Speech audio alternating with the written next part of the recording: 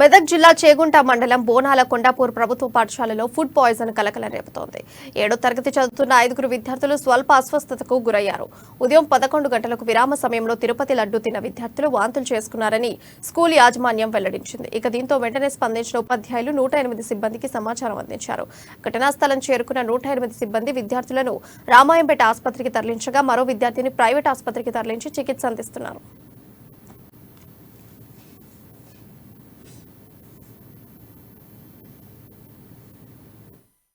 హాస్పిటల్కి CSC రామాయంపేటకి food poisoning case లాగా అనిపిస్తుంది. వాళ్ళకి వైటల్ టెస్ట్ చేపిస్తున్నాము. అట్లనే ప్యాంట్ టాప్ జోఫర్ ఇవన్నీ ట్రీట్మెంట్ కూడా ఇచ్చాము. ఇప్పుడు ఇంకా ఫర్దర్గా ట్రీట్మెంట్ కూడా జరుగుతుంది. ప్రస్తుతానికైతే అందరు స్టేబుల్గానే ఉన్నారు. ఇక ట్రీట్మెంట్ అయిపోయాక హైయర్ సెంటర్కి రిఫర్ చేస్తుంది. ఎందుకు ఎప్పుడు తిన్నాం? ఎక్కడ? లడ్డు ఎక్కడ? తిరుపతి. ఎవరు ఇచ్చారు? బయట ఫుడ్ లాంటిది ఏమైనా తెచ్చుకురా, చాక్లెట్ లాంటివి తిన్నారా అంటే ఏం తినలేదమ్మా.